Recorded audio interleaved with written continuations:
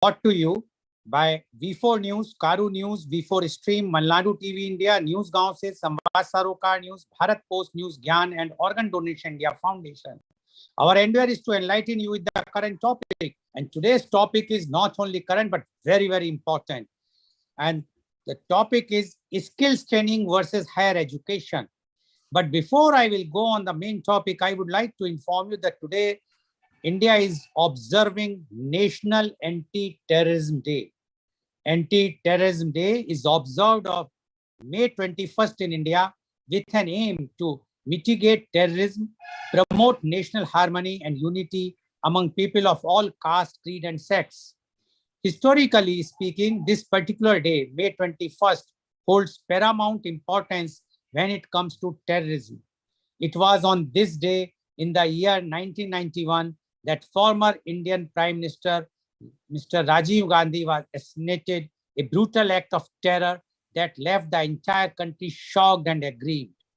Hence, May 21 was the choice to mark the Anti-Terrorism Day as a constant reminder to every generation about the heinous consequences of terrorist activities. Media conference with Lal Goel hopes that by observing this day, we will be spreading the message of peace, humanity, unity, and harmony among the people, and to make them aware of the anti-social acts of terrorism. Now, coming to our main topic, skills training versus higher education. Training is teaching or developing in oneself or others any skills and knowledge or fitness that relate to specific useful competencies. Training has specific goals of improving one's capability, capacity, productivity, and performance. It forms the core of apprenticeship and provides the backbone of content at Institute of Technology, also known as technical colleges or polytechnics. In addition to the basic training required for a trade, occupation, or profession, training may continue beyond initial competence to maintain, upgrade, and update skills throughout working life. People within some professions and occupations may refer to this sort of training as professional development. Training also refers to the development of physical fitness related to a specific competence such as sport, martial art, military applications, and some other occupations. Higher education is third level education after one leaves school. It takes places at universities and further education colleges and normally includes undergraduate and postgraduate study. And to discuss this very, very important topic today, because it has now become a question mark in the youth today that whether they should go for the skill training or go for higher education. So we'll analyze about the skills training versus higher education. And today we have two very elite, knowledgeable, expert in their fields. On this field, even I will say panelists are with us. And I would like to invite my first panelist guest, and he is Professor Dr. Sudhir Saran.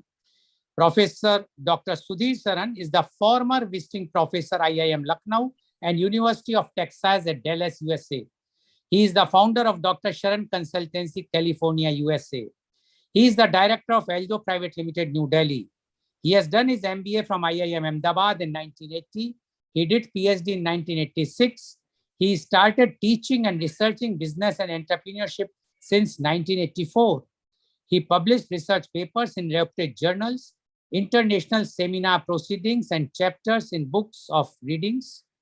He started academic administration phase as dean in 1997, rising to executive director, controlling management and engineering institutes in 2007. Her Highness Governor of Karnataka nominated Dr. Sharan to the Senate of Bangalore University in recognition of his distinguished academic contributions. He was visiting professor to University of Texas at Dallas from 2012 to 2019.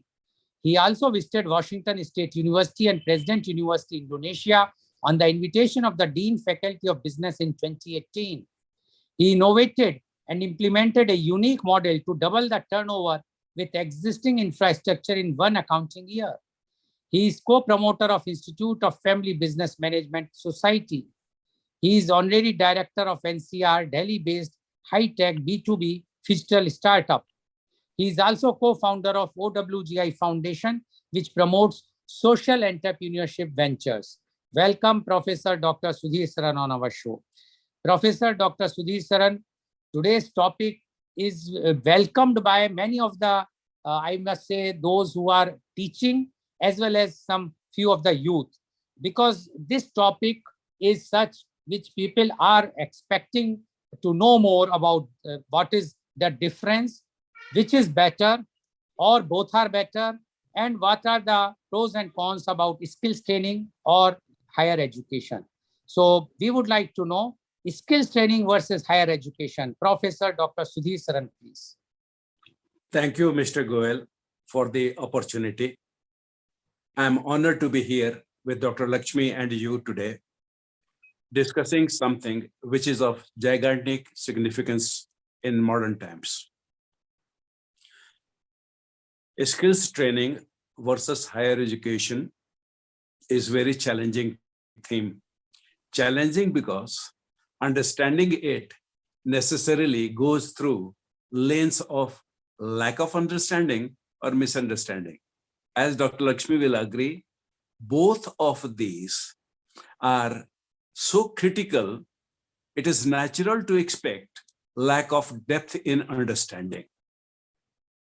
If something is this slippery, I'm very happy. Media conference with Lal Goel has picked up this theme and invited us to share our thoughts on this topic. Why it is vital is because man is a product of consciousness. All that we are starts with consciousness and ends with consciousness. Consciousness is home for knowledge. Consciousness is a starting point for skills, and consciousness above all imparts attitudes. So in education sector, we worship KSA, the three gods: knowledge God, a skill God, and attitude God. That defines each individual. So it is fascinating. We will, at the end of our session, have shed some light to clarify some of the less understood things and blast some of the myths and replace them with real understanding. With this brief preface, a skills training, if we want to understand, we have to go back to the origin. The origin of a skills training started when the guild system started in the Western world and Eastern Hemisphere almost simultaneously in pre-Vedic eras. What used to happen is each profession was a guild in itself: blacksmithy, carpentry, and so on and so forth. And each of them complemented the local ecosystem and economy. The guild system, what will happen is there'll be master, there'll be an apprentice. Apprentice at times will be a family member, but not necessary. It will be a family member. It can be someone who has keen interest, wants to join a trade, and will come there. A skills training originated there. From apprentice, slowly, gradually, with dedication, devotion, and practice, one reached levels of a master in own right, and the system replicated itself. Where was higher education in those days? Almost rare. There were some universities in those days. There were some colleges in those days, but it was more an exception. Rule was a skills training. Then cut to the modern times. And as you mentioned in the brief introduction, a third thing sandwiched between a skills training, which separates itself from higher education, and that third thing was vocational training. A country in the Western Hemisphere, say Netherlands, for example, has an entire education system, which after certain years of formal education in schools, you will be marked for the direction you can take in future years. And the two lanes there in Holland even today is either you go into vocational channel or you go into formal higher education channel. A student per se are directed by the system. Individual decisions are very less role to play. In this context, where does India stand?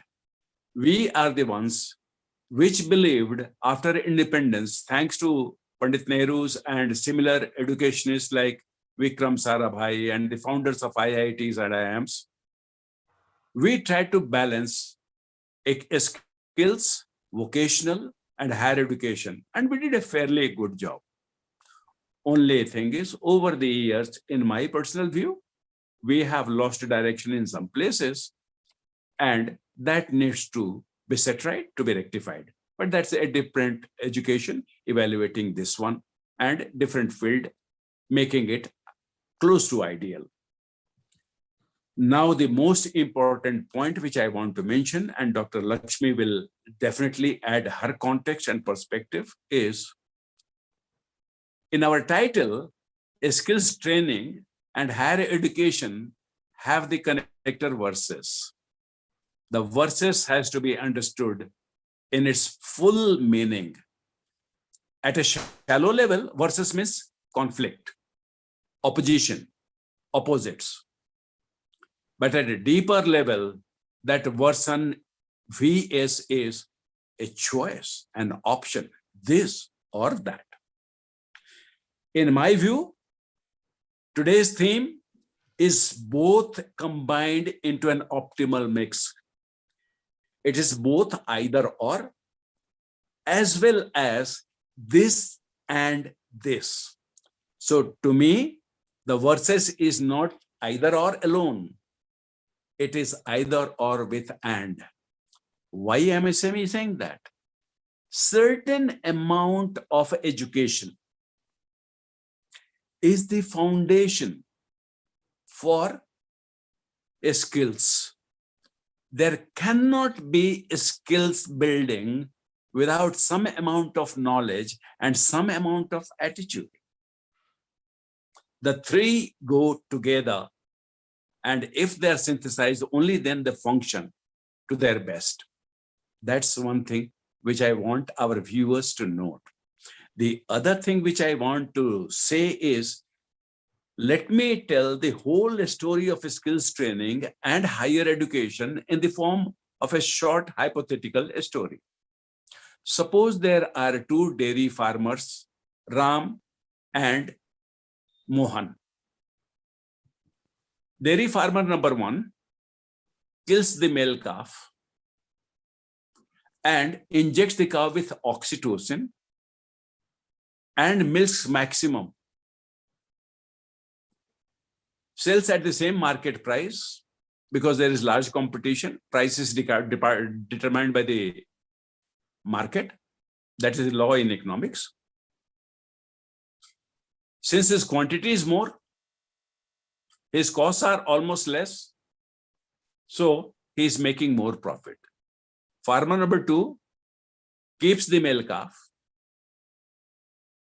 lets it feed on the mother, milks the remaining milk, and sells to the market. To add to the beauty of the situation, let's assume both these people are from the same farming village. They went to the same schools and degree college, but they have two different attitudes to dairy farming. Which farmer will we advocate? Which farmer will be praised? Which farmer will reward? Will be like, which animal are we feeding? Are we feeding a friendly animal, or are we feeding an anemic, dangerous animal? Skills training and higher education today have to settle that question. This is what I want to say in the opening field. Thank you very much. as time goes, we will hear some beautiful points come to the table. Thank you very much. Welcome, Dr. Lakshmi. Thank you. Thank you very much, Professor Dr. Sudhir Saran, for giving your opening remarks. And Professor Dr. Sudhir Saran says there is the skills training and higher educations are not adverse to each other, rather they are complement to each other, which we have to understand. And he mentioned that without the knowledge, skills training will be of no use. And he has given an example of 2 dairy farmers, although he has not given the answer of it, which I am sure before the end of the program, he will tell which farmers is going to be living with a lavish or a comfortable life and which is suffering more. So we will come to know whether one should kill the calf or one should try put the injections or not, etc., etc. Thank you very much, Professor Dr. Sudhir Saran. Now I would like to invite my next panelist guest, and she is Professor Dr. Lakshmi Goyal. Professor Dr. Lakshmi Goyal is the Associate Dean of University of North Florida, Jacksonville, USA. Dr. Goyal is a Professor of Information Systems with an established record in teaching, research, and administration. She received her PhD in Decision and Information Science from the University of Houston. She holds a Master's in Computer Science from the University of Houston. She is a Master's in Computer Applications from the University of Pune, India. Her research is at the intersection of technology, organizations, and human behavior. She has over 50 articles published in top-tier reputed journals and over 60 conference presentations. Professor Dr. Lakshmi has received the Web of Science High Impact Research Award and Innovator in Education Award, and was named in Mover and Shaker of Northeast Florida. Welcome, Professor Dr. Lakshmi Goyal on our show. Professor Dr. Lakshmi Goyal, you have heard what Professor Dr. Sudhir Saran has mentioned. And he says the skills training and higher education, we cannot keep them apart. They cannot be against each other. So we would like to know now your views on this very, very important topic, skills training versus higher education. Professor Dr. Lakshmi Goyal, please. Good morning, and thank you for having me, Mr. Goyal and Dr. Sharan. It's a pleasure to be on this panel with you. I would like to start by saying that I fully agree with Dr. Sharan's statement that these are not mutually exclusive. They're also not on the same footing as he suggested. You cannot have skills training without having a basic mental model in your mind on how things work, how the world works. So you need that basic education before you can start building skills. My world is higher education, so I come from that lens, and I'd like to present my opening remarks more from a macro perspective. I think Dr. Sharan did a really good job at contextualizing the issue at hand from an individual and a philosophical perspective, and I'd like to zoom out and look at it from a macro perspective. And there's 2 lines of arguments from a macro perspective. You can look at it from a societal angle, and you can look at it from an economic angle. From a societal angle, the role of higher education, why do we have higher education? Why don't we allow people to go into the workforce as soon as they're done with basic education, right? And in my mind, the role of higher education is teaching people not just what to think, but also how to think, right? So once you have the building blocks of what are the different content areas and knowledge areas, you still have to, in your formative years, find out how you can put these together and do things like problem solving, critical thinking, be creative. And that's the role of higher education, is helping people on how to think about things and not just what to think. And I work at a business school, right? So we have to make sure that the students that are coming out of the higher education programs are career ready. So we have a very big focus on skills and applicability of skills. But when we talk to the employers, when we talk to companies that are hiring the students, they don't really care about which programming language a student needs, right? What they want is somebody who can communicate well, who will be a good team member, who will be a good team leader, who knows how to work with other people, who has some leadership skills. These, and we use the term soft skills, but I'm not a big fan of that term. So let's call them human skills. These human skills are becoming more and more important to employers as compared to the technical skills, right? And at the societal level, the role of higher education is really to produce global citizens that are able to think, make ethical decisions, and think about the wicked problems. So things like sustainability, things like ethics in decision making. These are not ideas that come easily. These also require training, right? These also require being exposed to how to think about it. And I think this is really the role of higher education. From an economic perspective, I'd also like to take a trip down history, like Dr. Sharan did. When the human societies came into existence, the pre-industrial age was primarily agrarian, right? So we started off as hunter-gatherers, we became agriculturalists, and the nature of jobs and nature of work there required a certain skill set. We used our hands a lot, we used our feet a lot, right? Then we went into the Industrial Revolution. The first Industrial Revolution was in the 18th century. The second one was around 1850, and that brought in the age of machines. And the nature of work and the nature of jobs required us to be able to create these machines, right? Operate these machines. And the focus was on products, right? So the human endeavor was about creating products and scaling it up to mass production. Then came the information age. So once we were able to bring computers to the hands of individual people and get into personal computing, which was in the 70s, then we moved into the information age and the automation era. And that got a big boost when the internet became commonly available. So we were interconnected, right? So we're still sort of in the tail end of that era. And that shifted the focus from products to services, right? So we're in a service economy now because the machines have largely taken over work. If you go into a car manufacturing plant now, you'll hardly see any people there. The machines do everything. I actually visited the Porsche factory in Germany, and there were maybe 3 people in the entire factory, right? There were machines doing absolutely everything. So we're in that service economy now. And I think we're at that time in human, in the economic system of human organization where we're ready for the next shift, right? So coming from a technology background and seeing what things like AI can do and machine learning can do, a lot of the stuff that we considered in the realm of human jobs is now going into machines.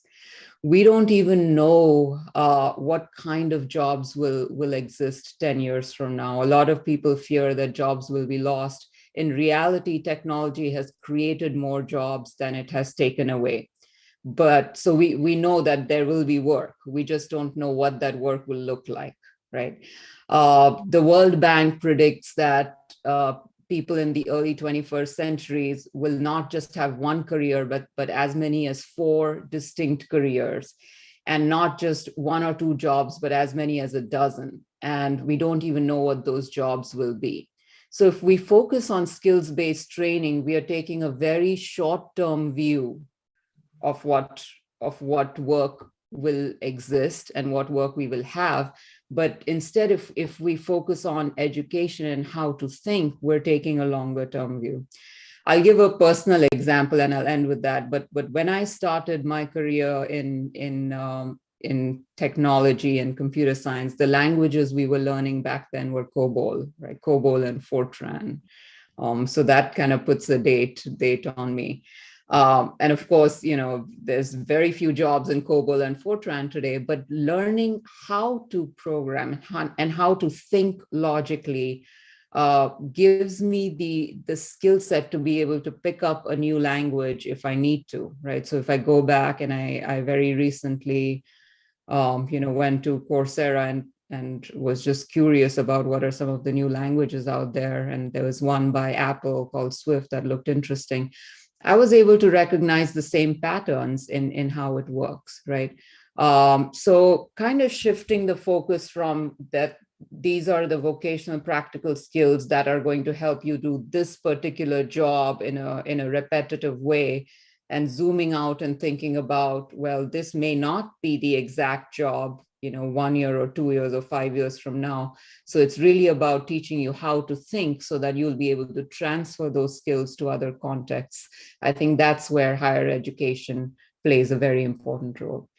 So with that, I'll end my opening remarks. Thank you, Professor Dr. Lakshmi Goyal, for giving your opening remarks.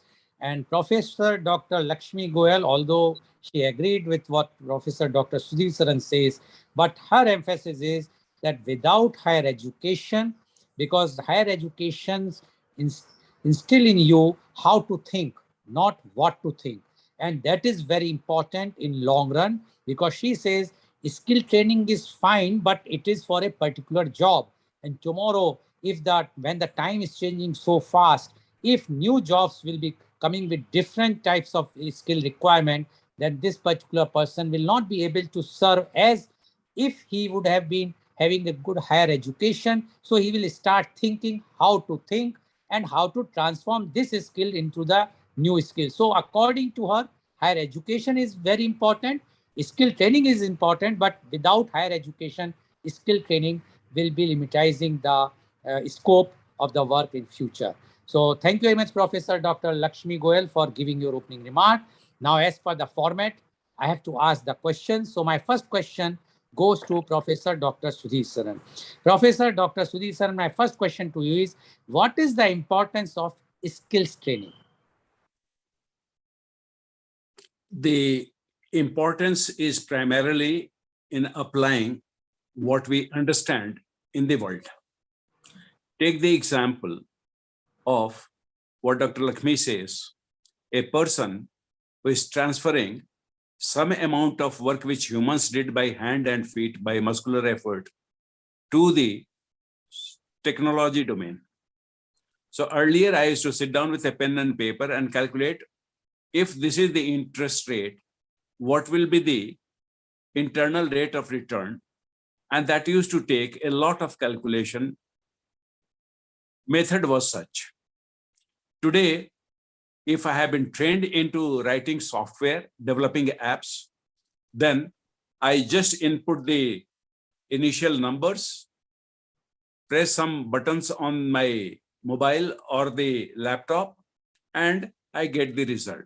A lot of work is simplified. So a skill training is important to expanding the scope and range of the individual. We can accomplish a lot more. So in terms of economics language, a skills training expands my productivity. And therefore, the entire value of my work and also recreation expands.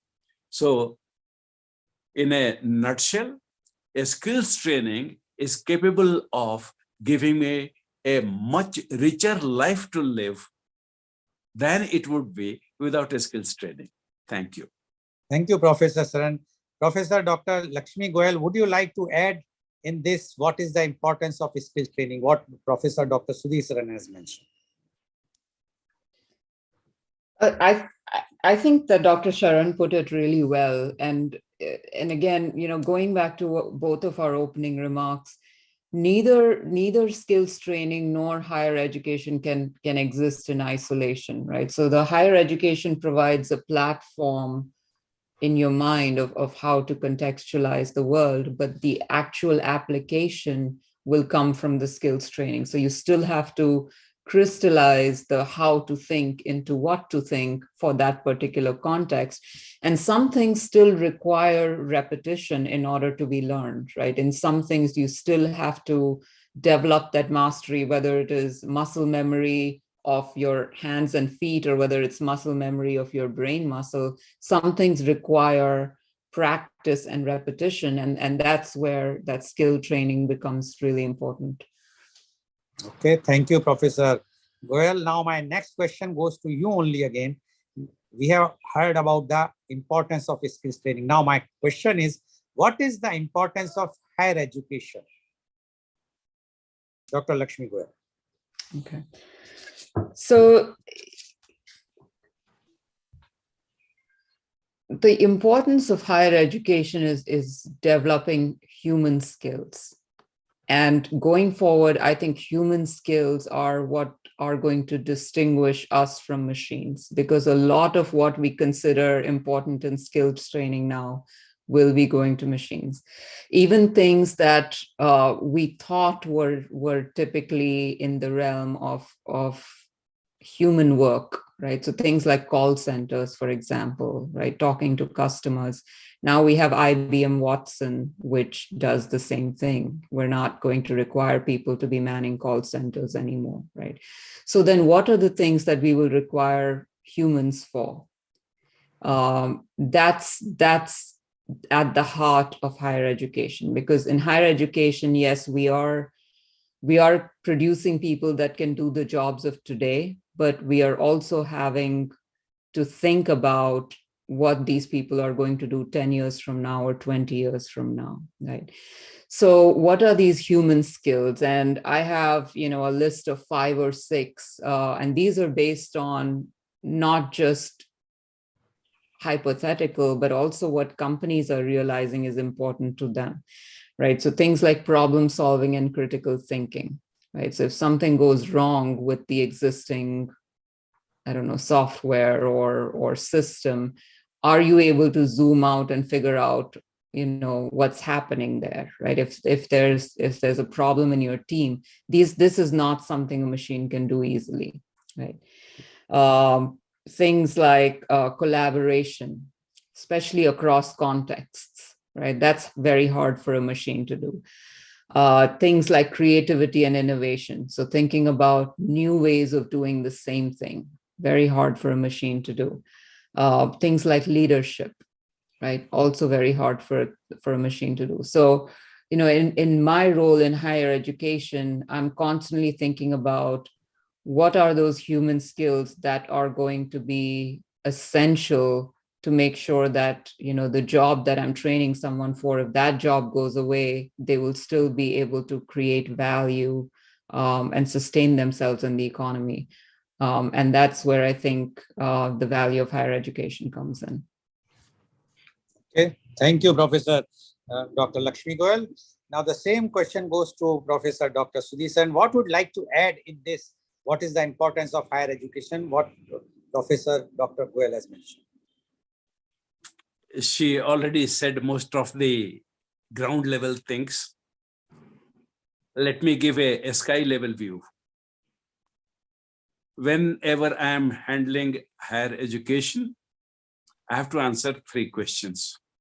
What, how, and for what? She has answered what beautifully, how beautifully. So I'm not going to add on to that. For what? Best understood, because we have very short time, we want to make the most of it. So what I will say is, assume higher education is owned by 2 business houses. Business house A, business house B. Business house A says, expand the capacity of the human being. In Dr. Lakshmi Goel's language, the human capacities, human skills, so that we can use it for our organization's benefit.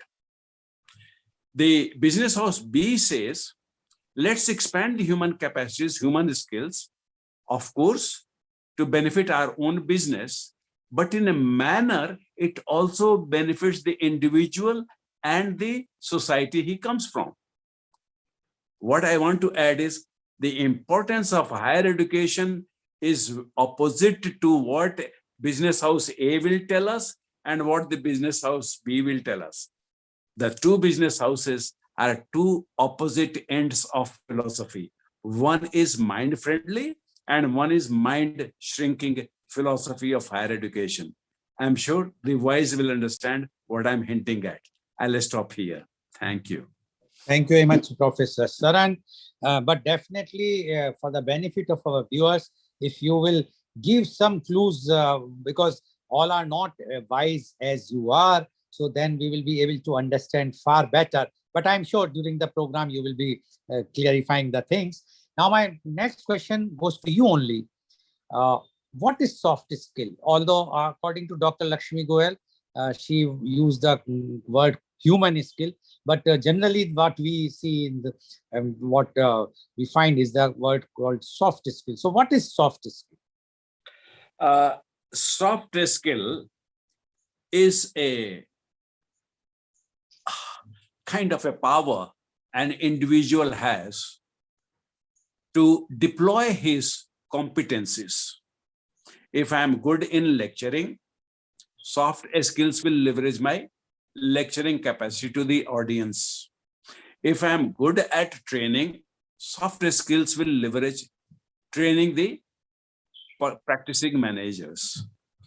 Soft skills are the key to wealth creation.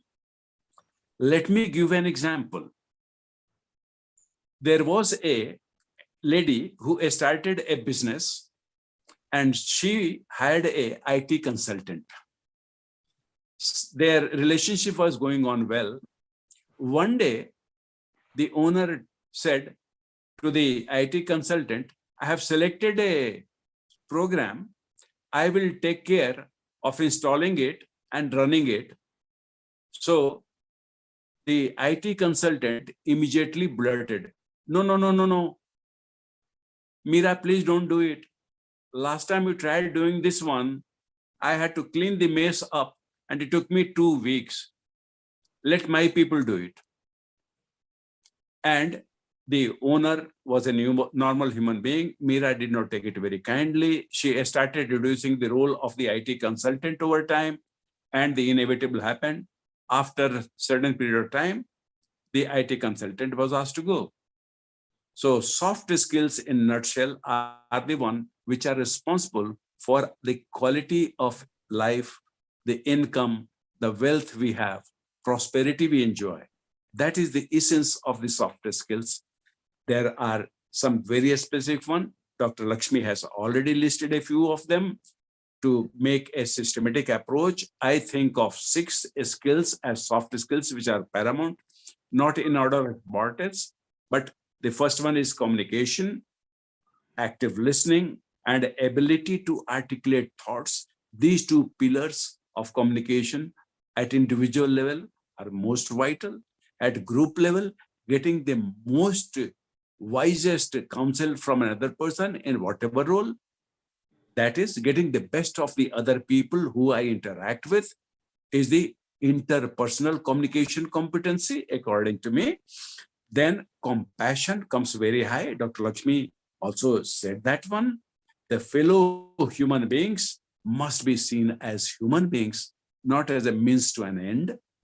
The teamwork, she already mentioned, and it is important because when I do my course material preparation task well, only then she, as my team member in a training program, can deliver a high impact delivery. So my work leverages her work and vice versa. Then problem solving, she has already mentioned, you see, and in problem solving, what I want is not intuitive.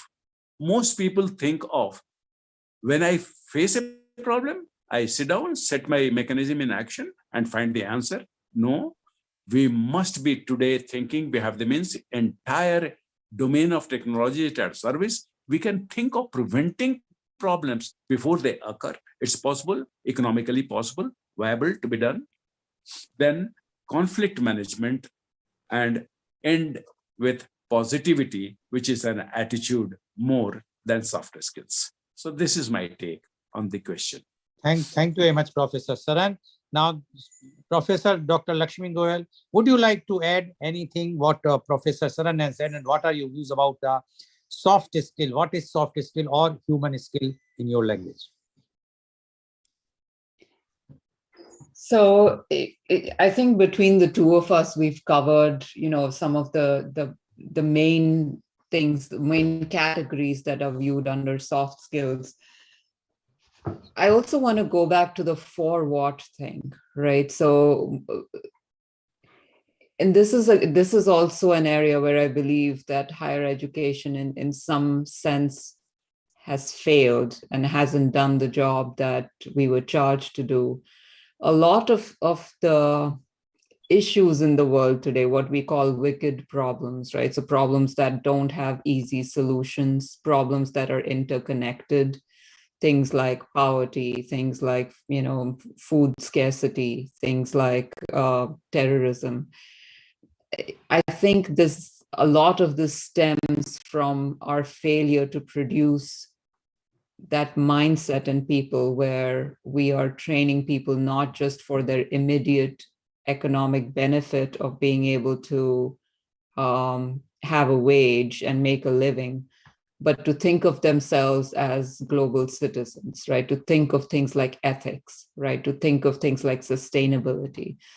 So the soft skills, the things that we talked about, the collaboration, the teamwork, the conflict management, the active listening, the for what of that is really a very big, a solution to very big problems, right? We cannot solve things like, poverty and terrorism with just focusing on short-term training, right? The only way we can solve them is to have individuals, as they're coming through their life, be able to think bigger than themselves and their immediate community and their immediate context and their immediate country, and to think about how the world is interconnected, right?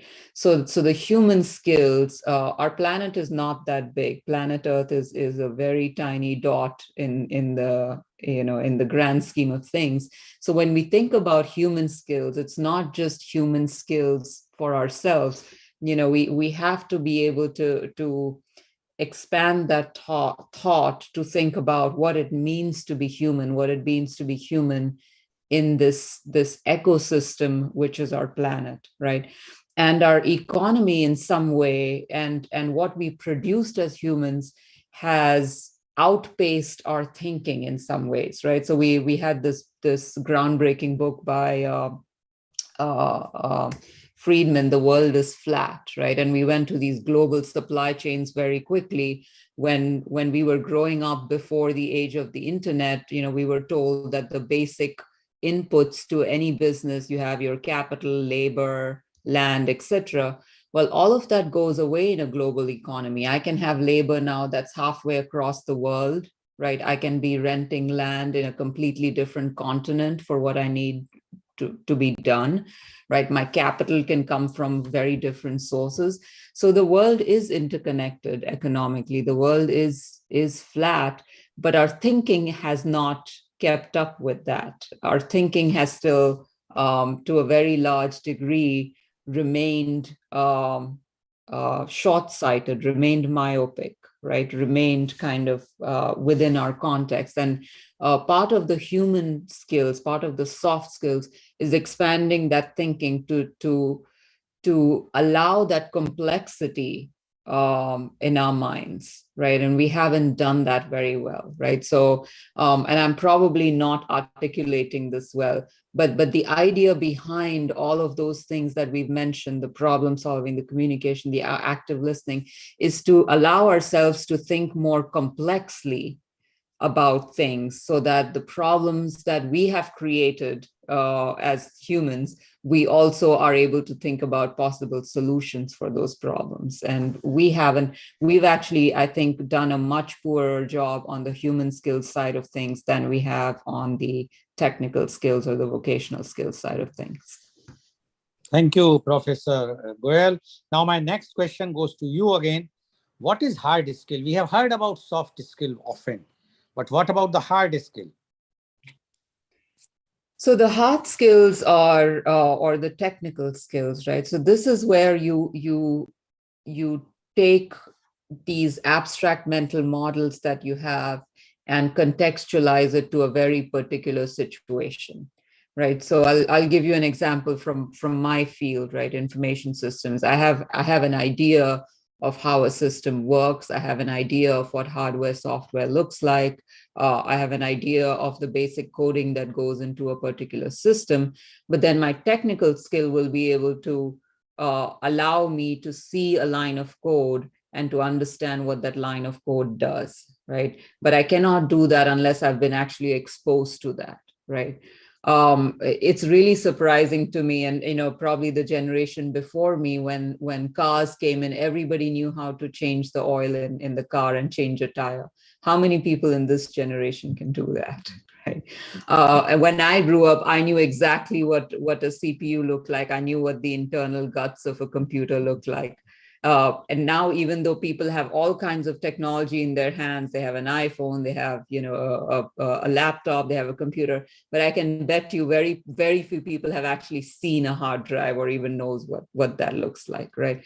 So the technical skill, and they don't need to, that's fine, right? The nature of what they need as technical skills has changed, right? So that it's not a great thing to have that knowledge. It's useless now. You take a car, even the mechanics in the car shops probably don't know much of this, right? There's a computer that they hook up which tells them what needs to be done. But the technical skills, the point I'm making, they've changed even just in this current generation, right? And the rate of change is just going to keep on increasing. What I learned today as technical skills are going to be completely useless in a couple of years, right? So we have to become more and more agile and resilient in picking up and losing technical skills, right? If I don't know today how to operate a smartphone, I am obsolete, right? And even our grandparents now have to be able to do that, right?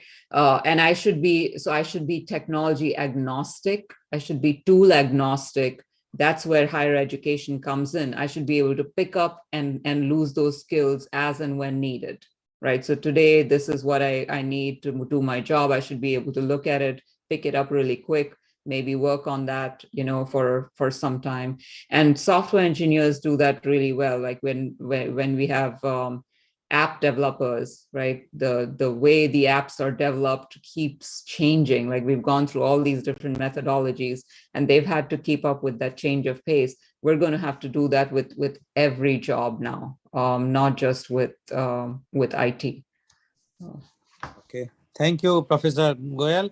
Now, Professor Dr. Sudhir Saran, you heard what Professor Dr. Lakshmi Goyal has mentioned about the hard skill. What is your take about what is hard skill? Well, she said it. What she said it, in short, is that hard skills serve two ends. They have two aims, so to say. First one is to improve the human productivity. And the second one related to that one is to enhance the worker satisfaction. Hard skills do those two things. Then she gave the example, sure, we did not, know many things, but we knew few things. Today's generation knows few things, but not many things. For example, how many people have seen what a hard disk looks like anymore today? To give you an example, one day my mobile phone was not behaving well. I wanted to switch it off. That command it was not taking. So I thought I'll open the backside and take the battery out. That will do it.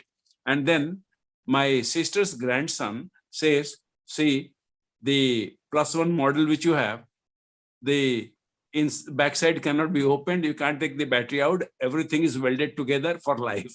Now, these are the things which Dr. Lakshmi says we have to be technology agnostic, and hard skills will keep on improving our productivity.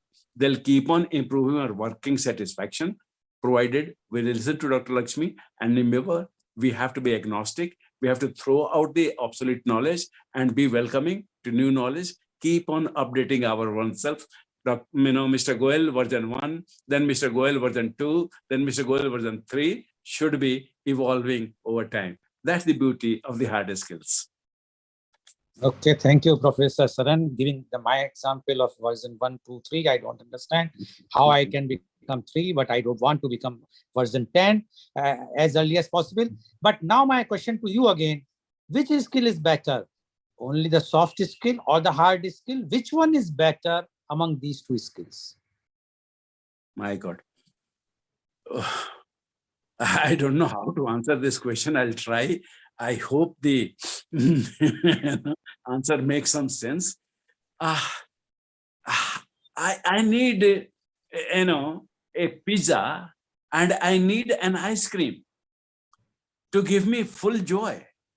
If you ask me whether pizza is better or ice cream is better, I'll be in the same position as you have put me by asking this question. I will take both of them, Mr. Goyal, and not worry which is better. Thank you. Thank you very much, Professor Saran.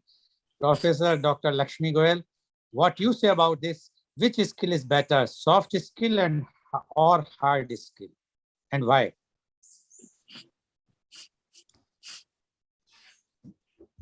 I'm glad I didn't have to go first on that one.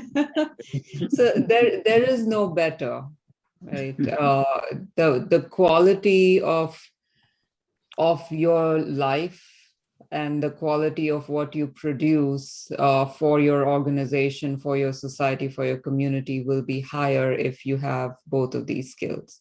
Can you go through life with just one or the other? We have plenty of people that do that, right? But then they hit a ceiling very quickly, both professionally as well as personally, right? They might be able to have a trade which they practice every day, and that's all they do. They're not looking at continuous improvement. They're not looking at creativity. They're not looking at doing anything different, and that's going to limit the extent of how they can grow. At the same time, if all you have are soft skills, you might be able to get to a certain point. I mean, we certainly have, some people in academia that haven't kept up with their hard skills for decades, right? And they rely on their soft skills. So there are some professions where you can get away with that, but there aren't that many of them, right?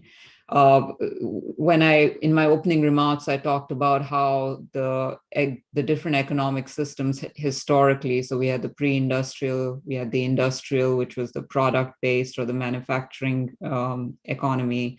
We had the information age, which was the service economy. What we're moving towards, or what the age we're moving towards, I think it's away from the service economy to more the mind workers and the economy of ideas. Right. So I think that will certainly favor people that are higher on the soft skills. But even there will be that limitation. If you have that hard skills, particularly if you have the ability to pick up the hard skills of that time, whatever that context requires at that time, have that agility of the mind to do that. That's the recipe for success professionally as well as personally. Okay. Thank you, Professor Goyal. Now my question goes to you only. How do employees benefit from skill training? So this is a problem because I think historically employees or employers, I didn't catch. Employees. Okay. So skill training on the job? Is that how the do question? Employees benefit from skills training? So how do employees, yeah, so it gives them what they need for that particular context. That's it, right? So they're able to do the job at hand, which is important, right? But then when the requirements change, they're going to have to go through other skill training, which is why when you started in your opening remarks, you said something very important about continuous learning and professional development. So there is no end to any of these, right? There isn't a check mark, okay, now I have an MBA or now I have a PhD, I'm done with education, I'm done with training. That's just if you stop learning and if you stop training, you stop growing, right? There you're creating a ceiling for yourself.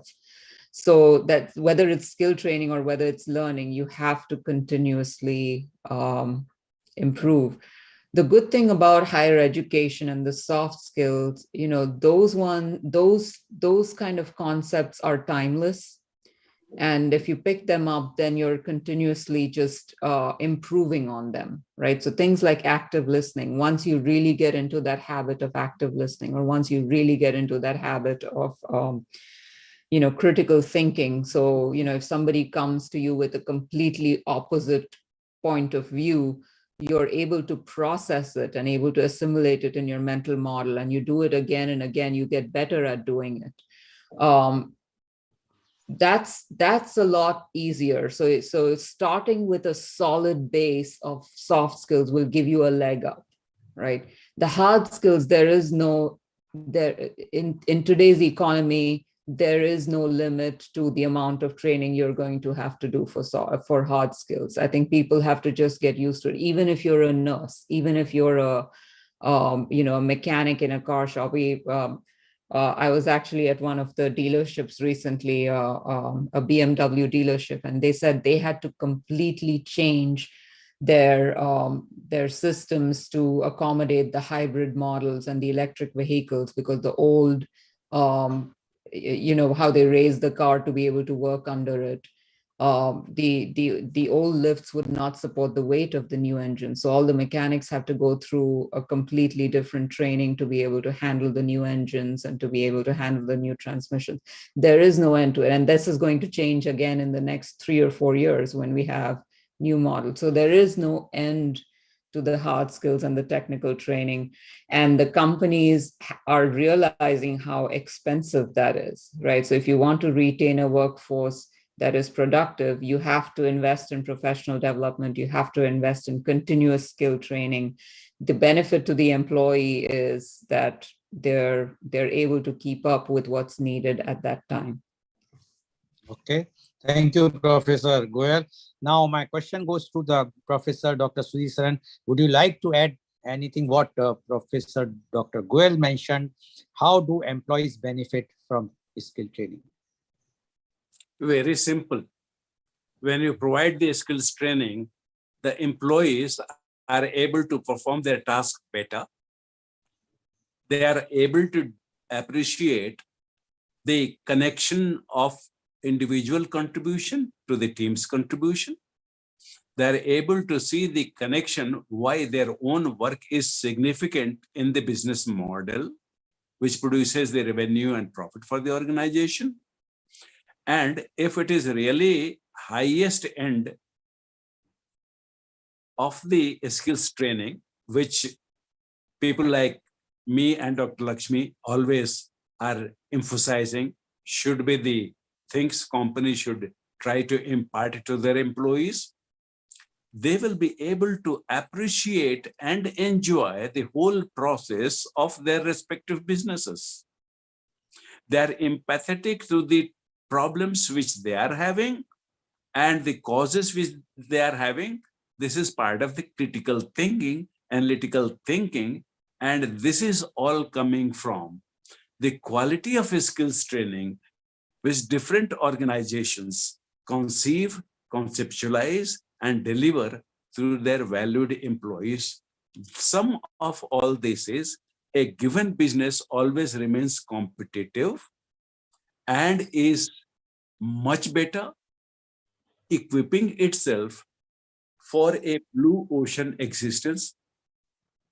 All of this will become possible when the movers and shakers of a given company realize the answer to a question is, it is the most important thing.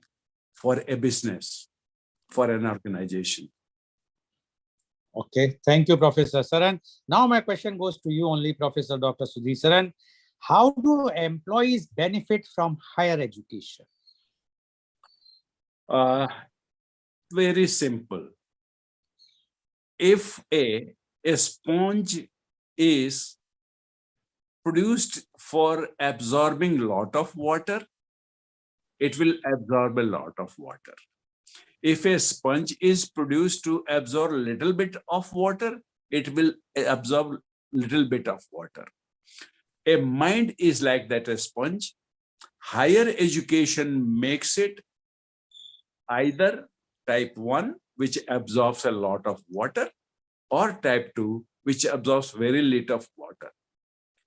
You see, we all have eyes which physically perform the same function. Absorb the light reflected from an object and make an image on our screen, retina. As long as we are awake, this is happening, automatic function. What is not automatic is what higher education does to us. I see a thing and infer something. For example, I see something and say, oh, it is a beautiful landscape. And the same scene is given to somebody, and somebody does not see the beauty of the landscape, says, oh, it is so hot out here. So the inference part is controlled by higher education. The perceptions will be the same. The inferences will change in technical language, in our educators' language, and that is the role of higher education. That's the importance of it. So put it to the employees and you have your complete answer. Thank you. Thank you, Professor Saran. Now my same question goes to Professor Dr. Lakshmi Goyal. How do employees benefit from higher education? So I'll go back to my original idea, the fact that higher education teaches us how to think, not just what to think, right? So if an employee has to keep up with changing technologies or changing, and when I say technology, it's not just information technologies, right? It can be a agricultural technology, it can be whatever, right? You have to have that ability to change, right? And Dr. Sharan is probably familiar with one of the oldest management models of change by Lewin, where to change something, you have to first unfreeze it, introduce the change, and then refreeze it, right? So if you have a cube of ice and you want to make it a round ball of ice, the only way you can do that is to first melt it down, put it into another mold in order to be able to refreeze it into a new shape, right? So it's the same thing. If you're not open to changing your mental model and relearning, you're not going to be able to pick up new stuff, right? And that's what higher education brings to you. So for an employee, and we actually are dealing with that. So where I'm situated, it's a big port city. We have a lot of people in the transportation logistics industry, people that were hired as truckers and shippers 20 or 30 years ago. Trucking is now changing to autonomous vehicles. Shipping is now changing to autonomous. So what they knew, what their job was for 20, 30 years is completely changing now, right? They're having to learn about data and analytics and stuff like that instead of having to drive a truck. And it's not just simply putting them in front of a computer and teaching them how to code. We have to unfreeze their mental model and introduce this idea of data-driven business and how that works and why that's important and what's going on there. So give them a bigger context in order to be able to refreeze them and to be able to create new types of skills so that they're able to still contribute in that economy. Okay, thank you, Professor Dr. Goyal. Now my next question to you is, again, who is more employable? The person who is having skills training or with the higher education? Who is more employable? So the short term, the person that has the skills training right now is more employable, right? It's a quick way, and that's why you have all of these certifications. That's why these MOOC platforms are booming. That's why these for-profit universities are booming. And there's nothing wrong with that, as long as the person getting those skills realizes that there is a ticking clock associated with those things. So it might work in the short run. You'll be employable, you'll get your foot in the door, but that's a revolving door. You'll probably be out of the door very quickly too. So you will get the job, you are employable, but to retain the job, to grow in the job, to grow professionally, and the flip side for the company, to have an employee that will do more than just serve as a cog in the wheel, and you're not just going to replace them with software. If you really want somebody that can contribute to your company, then you have to look beyond that. But the short answer is your hard skills will get you that foot in the door. Okay, thank you, Professor Goyal. Professor Dr. Sudhir Saran, now what you like to say about who is more employable, the soft skills training person or trained person, or the higher educated person? At entry level reality, Dr. Goyal has beautifully said to you that people with softer skills will readily get employed, but only thing is how long they'll remain employed is a function of how agile they are, how open they are, how their organizations are sensitive and supportive to keep on updating them.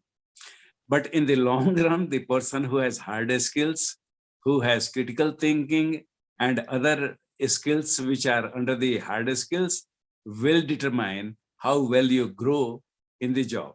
So remain employable, get employment, both of the things benefit from the way she has put it. Short term, one reality; long term, another reality.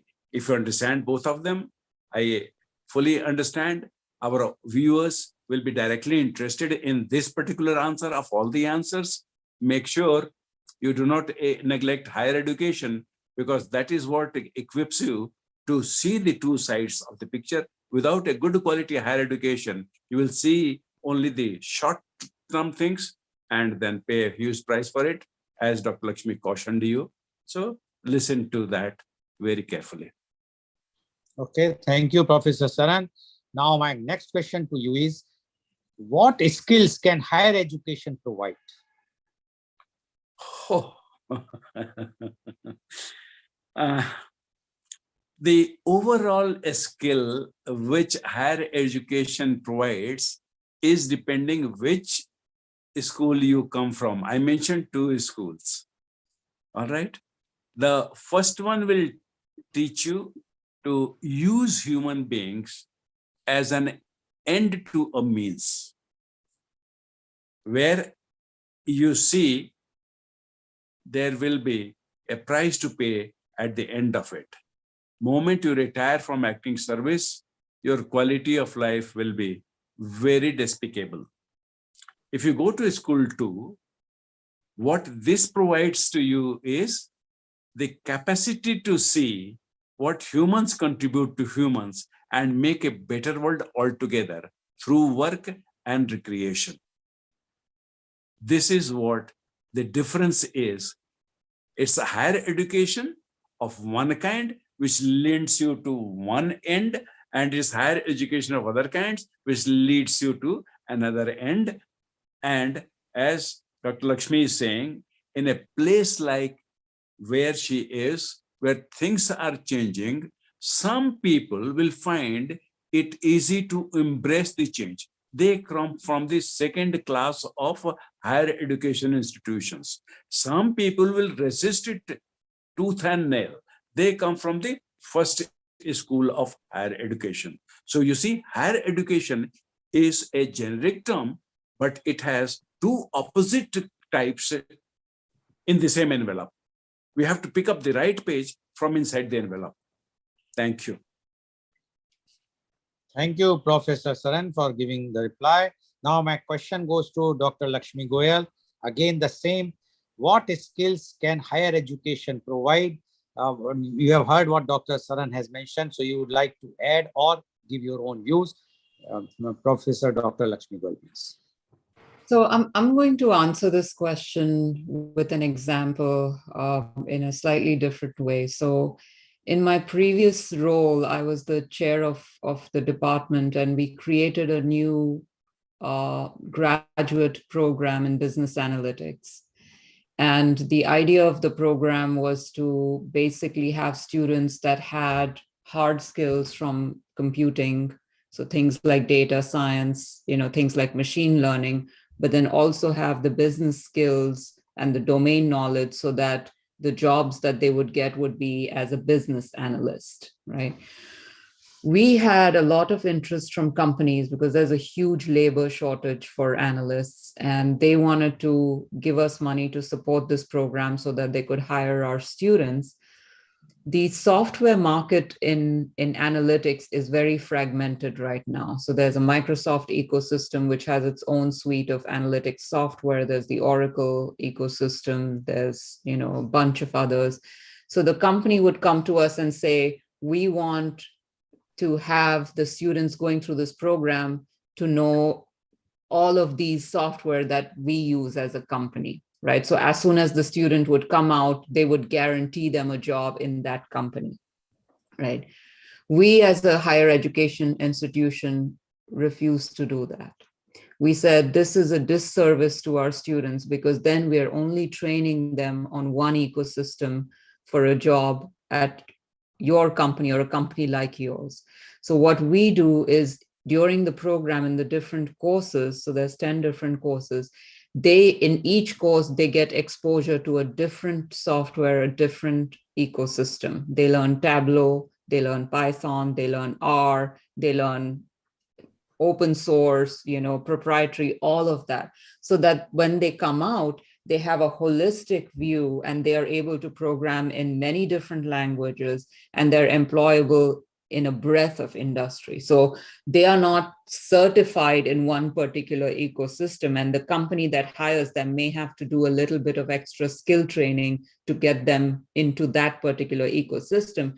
But we are confident that the student that's coming out is a lot more well-rounded and can adapt to any ecosystem better instead of us just training them for that one particular job, right? Now, we did that. It was a hard decision because we had to say no to the money that these companies were giving us, right? A lot of other universities may not do that, right? So they may embed a Microsoft certification within their thing because Microsoft or the company that uses that is giving them money to get the students. So this is an ethical and a philosophical stance that higher education institutions have to take, right? What skills do we want our students to? We definitely want them to be career ready. We definitely want them to be employable, but are we teaching them? And even at a more basic level, right? We all are familiar with standardized testing, right? Do we teach students the answers to the questions of those standardized tests, or do we teach them how to think to be able to answer any question, right? What skills are we training them? And it's the same analogy. Are we training them for just those specific skills that will give them a job in one specific place, one industry, one type of company? Or are we giving them a breadth of skills and forcing them to be able to transfer those skills across contexts so that they develop that mental resilience to be able to do that and that adaptability? So I think that skill, the skills that come from higher education have to be broader than just one certification or just one type of ecosystem. Okay, thank you, Professor Dr. Lakshmi Goyal. Now my question goes to you is, if we wanted to list top 5 skills employers look for, which skills will be included and why? So there's been a lot of research on this, and I have actually 2 different lists. So one is a list of what are the top jobs, right? What are the top job titles going forward? And most of them, not surprisingly, are in the realm of analytics and AI and all of that. So you have data analytics, scientists, AI and machine learning specialists, big data specialists, right? None of these are surprising. On the other hand, when you look at what skills people are looking for, right? They are things like problem solving. There are things like critical thinking. There are things like collaboration. So the stuff that Dr. Sharan and I have mentioned.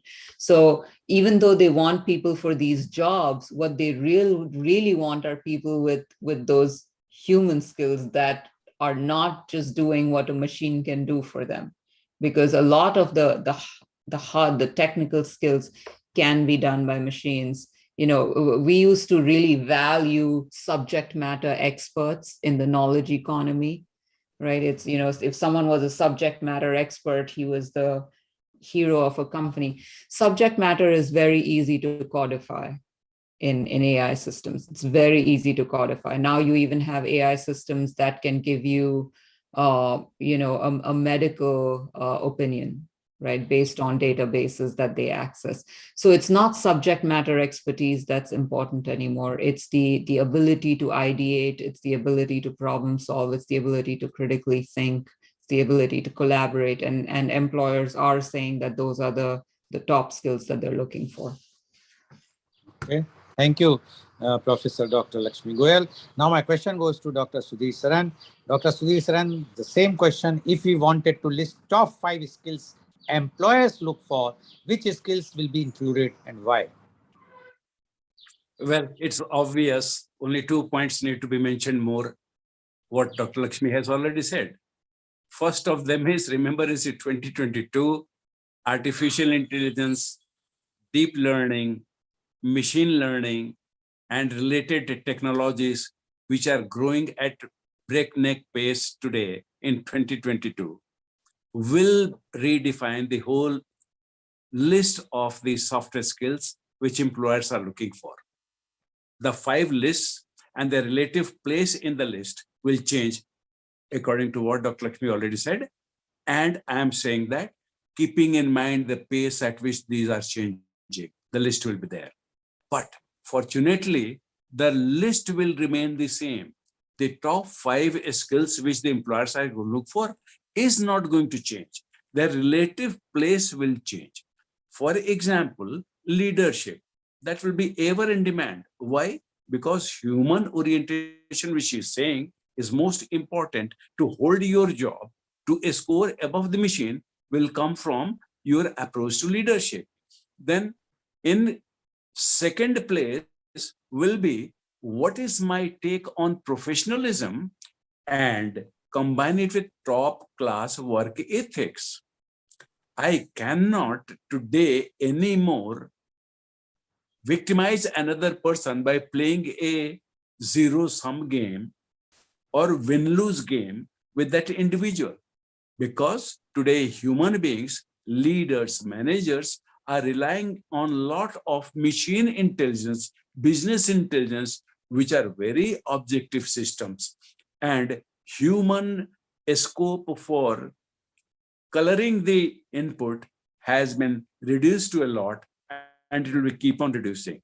Third thing, the third skill which is going to change is critical thinking.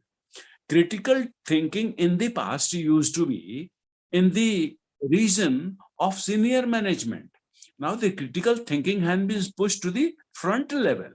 They are the ones who have been given autonomy. Self-managing teams are very much a norm today, and they will continue to be gaining importance.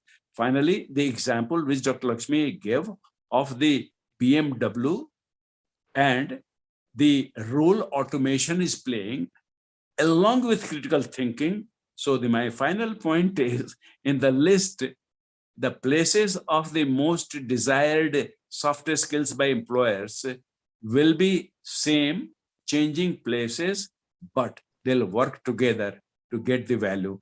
And our viewers will be well advised to remember this one, to get full value of our conference today. This is what we are saying: East or West, high or low, modern or traditional. The soft skills the employers are look for are well defined, well structured, and well respected.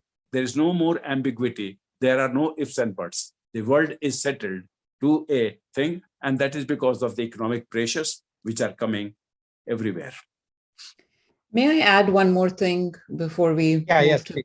Okay. Yes. So Dr. Sharan brought up a very important point about the changing relevance of some of these skills. And one of the things we haven't touched on is how the pandemic really changed the nature of work, right?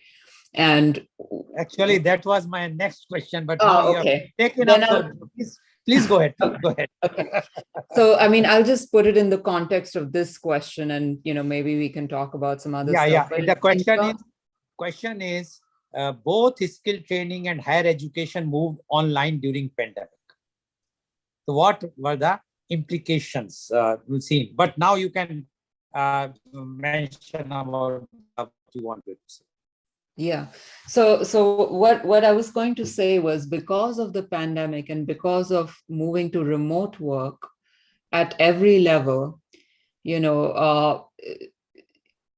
being able to be your own boss, if you will, having accountability and ownership, having self-management has become important even at the lower levels, right? Those used to be, like Dr. Stern said, some of these things were what we expected of leaders, but now we even expect them of frontline workers, being able to self-manage, hold oneself accountable and responsible, because just the option of micromanagement vanished during COVID, right?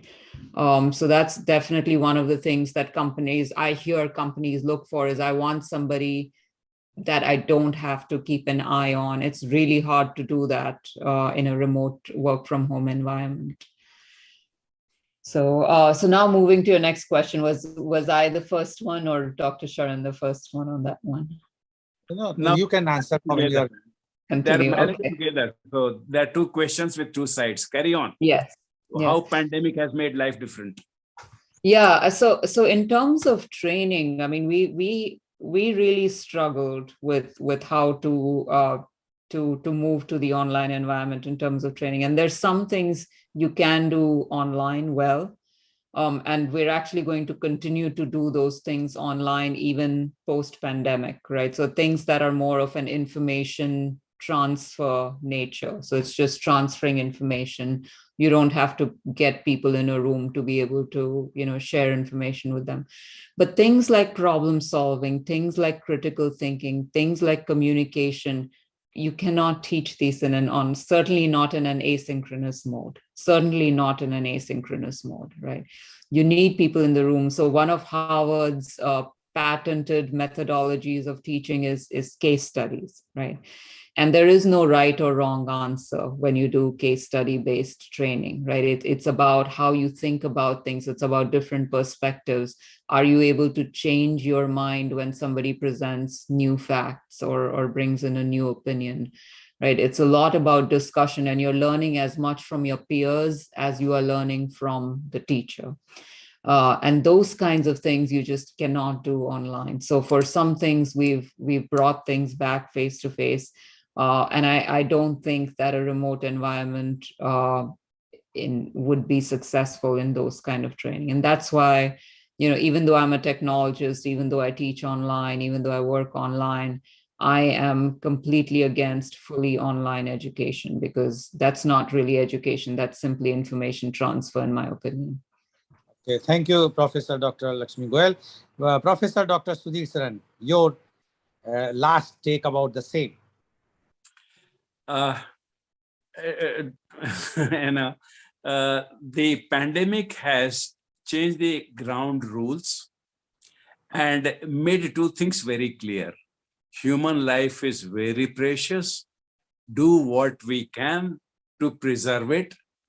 And therefore, work life has been accordingly modified by this thought. The second thing is, as Dr. Lakshmi says, it has told us the face-to-face interaction in the skills training is priceless. What Dr. Lakshmi is saying is, if there are two of us training a bunch of managers, if we are in the same room, the value of each hour of input transfer and absorption is far more precious in the pre-COVID mode, face-to-face, and post-COVID, it must be reinstalled. So these truths have been made very clear Earlier, people used to think, what will happen if it went online? Today, they know the answer, where the limits are. So I agree with her. This is the beauty of it all. Thank you very much. Thank you very much, Professor Dr. Sudhir Saran. So, viewers, we have seen today, two experts have given their views about the skills training versus higher education. And the inference is very clear that you cannot leave any of these two. You require education, higher education, and you also require skills training, whether it's a soft skills or hard skills, up to a limitation, with a limitation. But you require all these things if you want to be a successful employee or employer. So I'm sure today's program is quite enlightening, and especially for the youth, those who are planning to join a big corporate or those who want to start their own business, how to employ the people, what you are going to look, whether only skills or only the higher education. I think the inference is very clear. We require both of the combination of both higher education as well as skills training. Thank you very much. And today's program has been live telecasted by V4 News, Caru News, V4 Stream, Malnadu TV India, News 𝐂𝐀𝐑𝐔 𝐍𝐄𝐖𝐒, Samvad Sarokar News, Bharat Post News, Gyan, as well as first shown live on Facebook and YouTube. And in our endeavor to bring to you every day a new topic in our media conference with Lal Goel at 10:30 a.m. Tomorrow our topic is benefits of diagnostic centers. And our panelists are Mr. Jaideep Prakash, Director, Millennium Scans Private Limited, Patna, Dr. Santosh Kumar, Director, Ruban Memorial Hospital, Patna, as well as Dr. Nikita Pawar, Family Physician and Online Consultant, Mumbai. So please tune in tomorrow for media conference with Lal Goel at 10:30 a.m. Thank you very much, Professor Dr. Sudhir Saran, and thank you very much, Professor Dr. Lakshmi Goyal, for giving such an enlightening your views. I'm sure today's program is very enlightening and really thought-provoking for all those who are having this question, why to go for higher education if we are getting a skill training, and those who are only thinking that no, higher education is fine, why we should learn the skills which have been trained here and there. So both is very, very eye-opener. Today's program is very eye-opener. I'm sure all the viewers have enjoyed and learned from today's program. Thank you very much, and thank you, our viewers, for watching our show. Thank you very much.